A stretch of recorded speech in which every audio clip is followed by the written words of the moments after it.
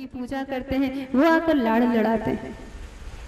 ये प्रेम का स्वरूप है और इसी प्रेम को जागृत करने के लिए भागवत की कथा है, क्योंकि कलयुग में जीवों के पास मांगने की वस्तुएं बहुत सी हैं,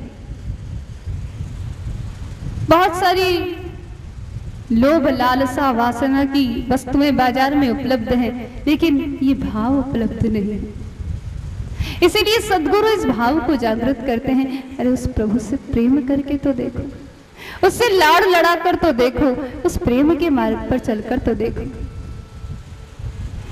शौनकादि ऋषिगणों ने प्रश्न किया तो सूत जी ने कहा कि पवित्रों को भी पवित्र करने वाला, कलिमल ग्रसित प्राणियों के इस कलिमल को सर्वथा धोकर समाप्त करने वाला एक ही साधन है, श्रीमद् भागवत महापुराण, जिसकी कथा सुखदेव जी ने परीक्षित को सुनाई और जिस समय सुनाई मैं भी वहां उपस्थित था। उन्होंने एकांत में मुझे उसका दिव्य महात्म्य बताया। ये कथा ऐसी है जिसका मुकाबला स्वर्ग का अमृत नहीं कर सकता। ब्रह्मा जी ने अपनी बुद्धि की तराजू पर तोलकर यह निर्णय दिया है कि जितने मुक्ति देने वाले साधन है उनमें सर्वश्रेष्ठ श्रीमद् भागवत है। इस कथा को नारद जी ने सुना और सनकादि ऋषिगणों ने सुनाया। कैसे सुनाया, इसके उत्तर में सूत जी कहते हैं कि एक बार पृथ्वी को सर्वश्रेष्ठ जानकर नारद जी पृथ्वी पर विचरण करने के लिए आए।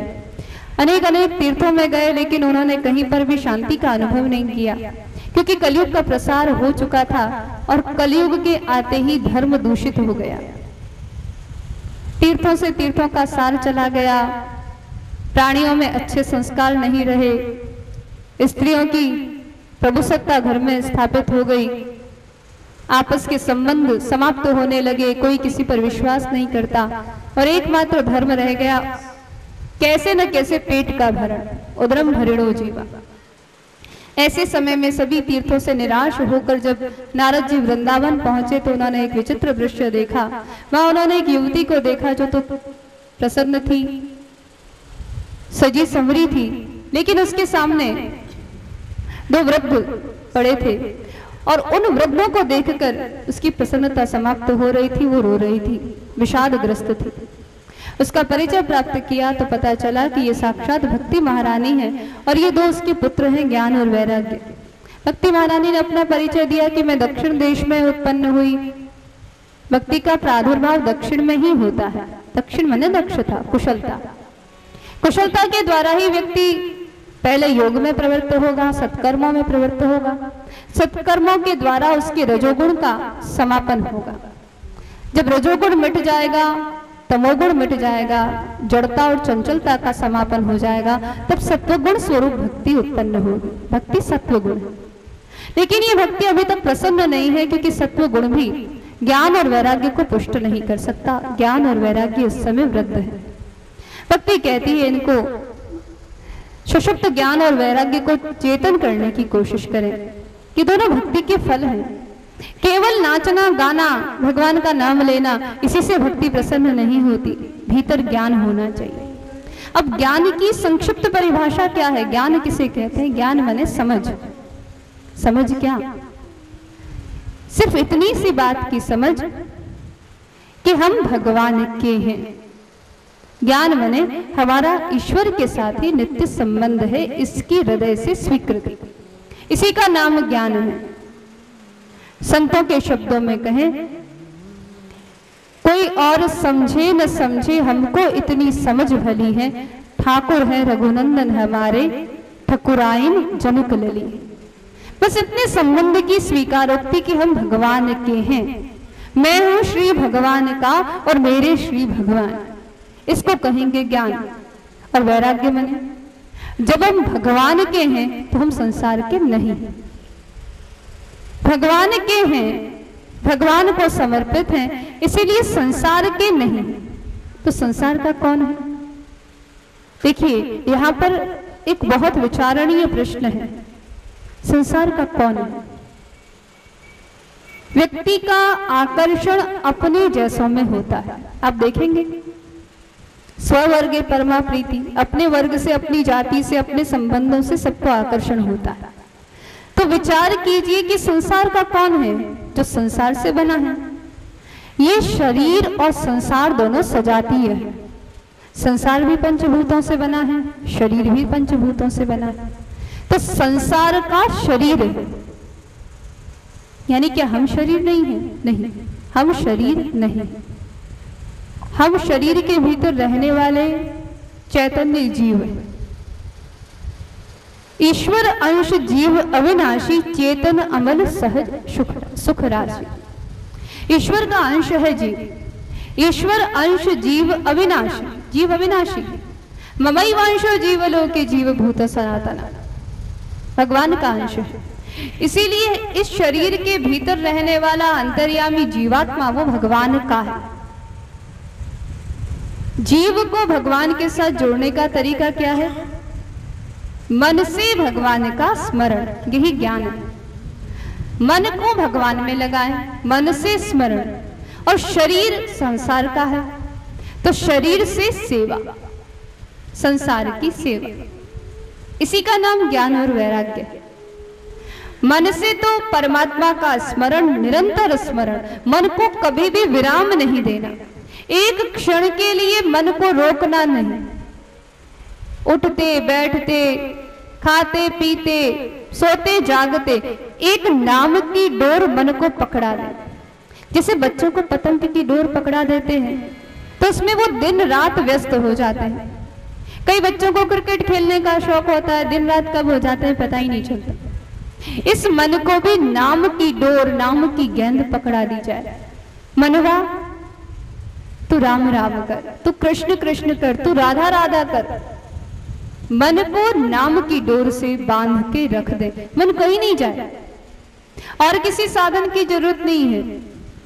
मन को नाम की डोर से बांध दो और शरीर को संसार की सेवा में लगा दो। जो जिसका है उसको दे दो, मन भगवान को दे दो, क्योंकि जीवात्मा उसका अंश है, वो मन के भीतर रहता है। शरीर संसार को दे दो, संसार से बना है, उसको सेवा में लगा दो। ऐसा करने पर आप कहीं बंधन में बंधेंगे ही नहीं। मन जिसका था उसको दे दिया, जीव को ईश्वर से जोड़ दिया, शरीर को संसार से जोड़ दिया। अब मैं कहां बचा? अब मैं समाप्त हो गया। मेरा जब मैं हूं ही नहीं, जब अहंकार है ही नहीं, मैं हूं ही नहीं, तो बंधन किसका? बंधन तत्क्षण समाप्त हो जाता है। भक्ति महारानी यही चाहती है। इस ज्ञान और वैराग्य को जागृत करो, लोगों को समझाओ कि भैया मैं का अस्तित्व मिटाओ, ज्ञान से परमात्मा को पाओ और वैराग्य से संसार को छोड़ो। नारद जी बहुत चेष्टा करते हैं, दोनों जागृत नहीं होते। आकाशवाणी होती है सत्कर्म करो। सत्कर्म क्या है इसका पता लगाने के लिए नारद जी इधर उधर घूमते हैं, तो सनकादि ऋषिगणों से भेंट होती है और सनकादि ऋषिगण ये इंगित करते हैं कि सत्कर्म भागवत रूपी ज्ञान यज्ञ है, क्योंकि ये वेद रूपी कल्प वृक्ष का परिपक्व फल है। यह वेद रूपी ईख का गन्ने का फल मिश्री है और ये वेद रूपी क्षीर सागर का फल घृत है, जिसके द्वारा ज्ञान का प्रदीप हृदय में जागृत होगा। यहाँ गंगा द्वार पर हरिद्वार के निकट कथा का आयोजन किया जाता है। मिले बद्रीनाथ में, लेकिन कथा हरिद्वार में हुई ताकि सभी लोग सुगमता से आ सके। वहाँ कथा का आयोजन होता है और उस कथा में कथा का उद्देश्य पूर्ण होता है। भागवत की महिमा का गान सनकादि ऋषिगण करते हैं। कथा हो रही है भक्ति की जागृति के लिए, ज्ञान वैराग्य की जागृति के लिए। भेंट हुई थी भक्ति और ज्ञान वैराग्य से वृंदावन में यमुना के तट पर कर्म की धारा के निकट, क्योंकि रविनंदिनी यमुना कर्म का प्रतीक है। कर्म किया तो गंगा के निकट, प्रेम की धारा के निकट, गंगा प्रेम की भक्ति की धारा, उसके निकट भक्ति महारानी प्रसन्न होकर, जागृत होकर, ज्ञान वैराग्य भी तरुण होकर आए हैं। सनकादि ऋषिगण कथा कह रहे हैं और कथा के मध्य में एक महान आश्चर्य सबको देखने को मिला। खचाखच भरे पंडाल में एक युवती दो तरुण पुत्रों को लेकर नाचती गाती कथा के मध्य प्रकट हो गई। क्या कहती हुई? श्री कृष्ण गोविंद हरे मुरारे नाथेति नामानि मुहुर्वदन्ति। श्री कृष्ण गोविंद हरे मुरारे का कीर्तन करते हुए वो प्रेम स्वरूपा लोगों को श्री कृष्ण से मिलाने वाली भक्ति महारानी प्रकट हो गई। बोली भक्ति महारानी की जय हो। श्री कृष्ण गोविंद हरे मुरारे, हे नाथ नारायण वासुदेवा। श्री कृष्ण गोविंद हरे मुरारे, हे नाथ नारायण वासुदेवा। हे नाथ नारायण वासुदेवा, हे नाथ नारायण वासुदेवा, हे नाथ नारायण वासुदेवा, हे नाथ नारायण वासुदेवा। श्री कृष्ण गोविंद हरे मुरारे, हे नाथ नारायण वासुदेवा। श्री कृष्ण गोविंद हरे मुरारे, हे नाथ नारायण वासुदेवा।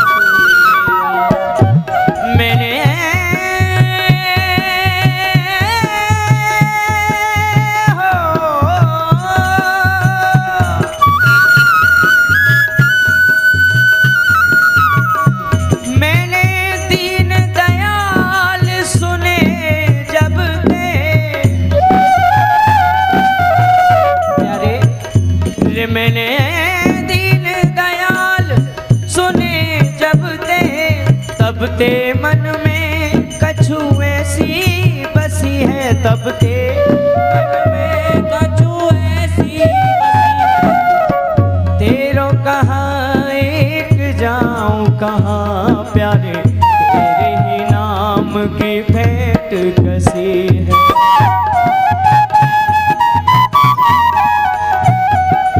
और तेरो ही आसरो एक मलूक, अरे नहीं प्रभु सो कोई दूजा जैसी है। हे हो मुरारे पुकार कहूँ या मैं, मेरी हसीना तेरी हसी, या है मेरी हसीना तेरी हसी है। श्री कृष्ण गोविंद हरे मुरारे, हे नाथ नारायण वासुदेवा। श्री कृष्ण गोविंद हरे मुरारे, नाथ नारायण वासुदेवा।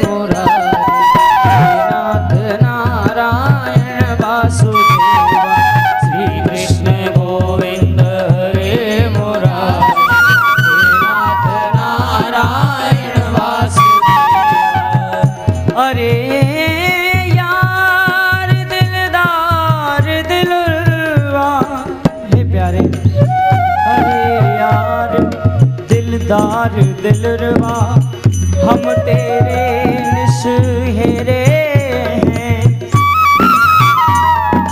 हर रात दिना सोवे और जागे, तेरी ही माला फेरे हैं प्यारे,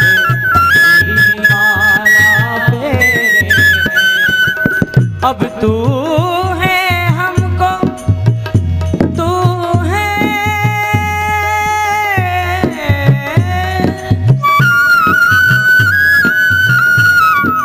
अब तू है हमको एक प्राणपति, हमसे तुझे घनेरे हैं प्यारे, हमसे तुझे घनेरे। हर श्यामा सखी प्राण धन जीवन, भले बुरे सो तेरे हैं, ओ प्यारे भले बुरे सो तेरे हैं। श्री कृष्ण गोविंद हरे मुरारे, हे नाथ नारायण वासुदेवा। श्री कृष्ण गोविंद हरे मुरारे, हे नारायण वासुदेवा। लालन एक विनय सुन लीजिए मेरी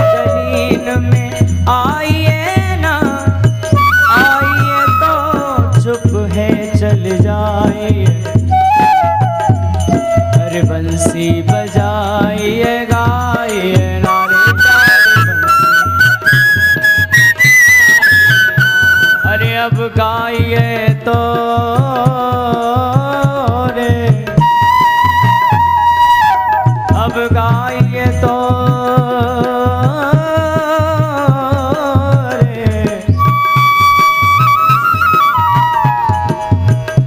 अब गाइए तो मधुरेश्वर में, अब गाइए तो मधुरेश्वर में, मेरे जियरा को तड़पाइए ना, मेरे जियरा को तरसाइए ना, जब आइए तो फिर जाइए ना, जब जाइए तो फिर आइए ना, प्यारे जाइए तो फिर आइए, श्री कृष्ण गोविंद हरे मुरारे, हे नाथ नारायण वासुदेवा, श्री कृष्ण गोविंद हरे मुरारे, हे नाथ नारायण वासुदेवा, श्री कृष्ण गोविंद हरे मुरारे, हे नाथ नारायण वासुदेवा, श्री कृष्ण गोविंद हरे मुरारे, हे नाथ नारायण वासुदेव, हे नाथ नारायण वासुदेव, हे नाथ नारायण वासुदेव।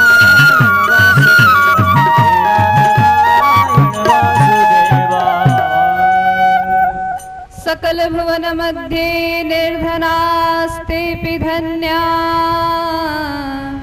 प्रविशति हृदयेषां श्रीहरेर्भक्तिरेका, हरिरपि निजलोकं सर्वथाथो विहाय, प्रविशति हृदयेषां भक्तिसूत्रोपनद्ध।